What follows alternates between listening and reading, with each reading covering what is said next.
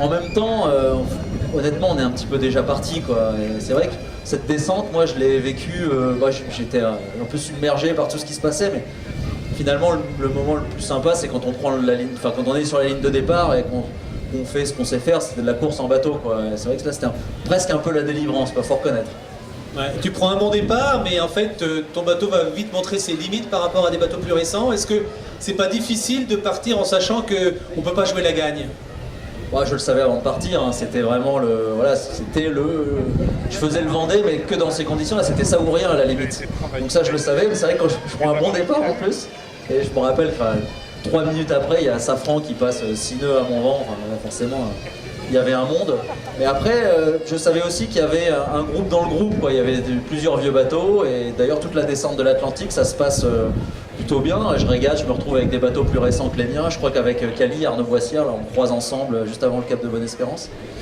Jusqu'au Cap de Bonne-Espérance, où là, c'est le drame. Alors raconte-nous, qu'est-ce qui se passe? Tu as tapé, donc tu as tapé une baleine, qu'est-ce que tu as tapé? Ouais, les enfants, je le dis pas normalement. Mais en fait, ouais, c'est un baleineau que j'ai tapé.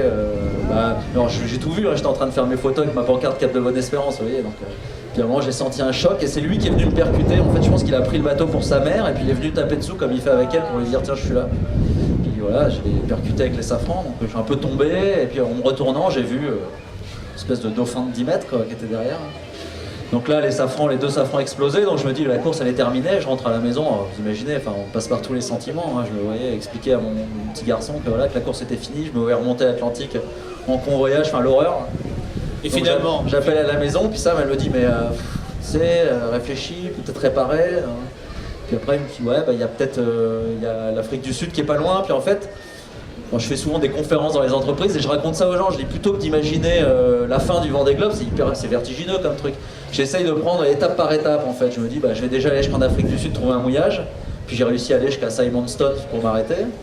Et puis à enlever les safrans, ce qui n'est pas gagné parce que j'avais un vieux système, c'est pas des safrans relevables. Puis j'ai réussi à les enlever, puis à les restrater. J'avais de la résine, du carbone. Et puis j'ai réussi. Puis chaque petite victoire en fait, ça me donnait du courage pour faire la suite. Je me disais si je suis arrivé là, pourquoi j'arriverais pas à faire l'étape d'après, quoi. Mais c'était curieux, hein. Il y a des gens qui venaient se promener autour de moi. Alors excuse-nous, mais tu dis j'ai réussi à enlever les safrans. Ça suppose de nager pour aller chercher les safrans par en dessous? Comment on fait ça? Je sais pas si vous voyez les photos où il y a des requins de 9 mètres qui sont hors de l'eau avec une otarie dans la gueule, qu'on voit dans les images. C'est là-bas que c'est filmé. Donc j'avais aucune envie d'aller dans l'eau. Et alors je demandais aux gens, il y a des gens qui passaient autour de moi, je dis il y a des requins ici. Je dis wow, ça fait longtemps qu'on n'en a pas vu. Après, les gars du port qui disent si tu veux, je peux venir à côté de toi, puis si j'en vois un, je dis ouais, tu veux faire quoi? Coucher? Donc non, j'ai pas besoin de me mettre dans l'eau, heureusement. Mais les gens qui venaient se promener, c'était incroyable. Il y a une dame qui vient et puis elle m'amène une bouteille de coca. Et je lui dis mais non, j'ai pas le droit de la prendre. Elle dit ah bon? Je dis non, on n'a pas le droit d'assistance. Bon, vous savez, on n'a pas le droit du tout de recevoir d'aide extérieure. On peut demander un conseil par téléphone, technique, on n'a pas le droit de parler de stratégie bien sûr. Mais par contre, on n'a pas le droit d'avoir un contact avec l'extérieur, d'embarquer du matériel ou quoi que ce soit. Puis je voyais la buée sur la bouteille de coca là, et tout. Et puis je dis non, je peux pas la prendre. Elle l'a remis dans sa veste, puis elle est partie. C'était un peu surréaliste. Ça, c'est des moments durs du Vendée. Refuser les bouteilles de coca au large du Cap. Finalement, tu réussis à réparer et tu repars avec un bateau un peu abîmé. Tu as quand même un bateau qui est plus à 100% de son potentiel. Ah oui, j'ai un demi-safran, donc c'est vrai que le bateau dans le sud, il part un peu, à haute vitesse, il décroche, quoi. Donc c'est un peu compliqué parce qu'à l'intérieur du bateau, vous savez, il fait vachement froid, quoi. Au large je suis passé près de Kerguelen et tout, il fait quand même vachement froid. L'huile d'olive gelée dans le bateau, pour vous dire. Et donc on est en polaire, mais on n'est pas en ciré dans le bateau parce qu'il faut que ce soit un peu respirant. Et des fois le bateau il décrochait, quand le safran décrochait, le pilote se coupait. Donc j'étais obligé de sortir en catastrophe. Et en polaire. Pour remettre le bateau droit avant qu'il vire de bord avec la quille sous le vent, les bastacs sous le vent, le matossage sous le vent. Donc je sortais vite fait en polaire, je tirais la barre, je choquais la grand voile et j'avais une vague qui me recouvrait.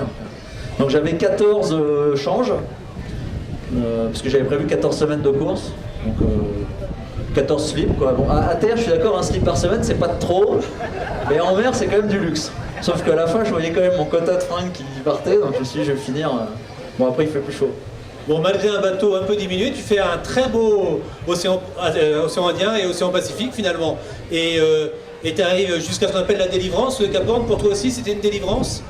Ah ouais, bah, surtout qu'il se passe plein d'aventures. Enfin, le sud, c'est vraiment, je crois que Titouan Lamazou disait, c'est le pays de l'ombre. C'est vrai que c'est... Enfin, les tempêtes sont fortes. C'est pas comme ici. Dans le sud, il fait toujours gris. Ouais, il fait beaucoup de gris. Ouais, très souvent gris. On a une zone des glaces interdite, mais nous après, dans la deuxième partie de la flotte, il y avait des glaces qui sont venues sur notre zone.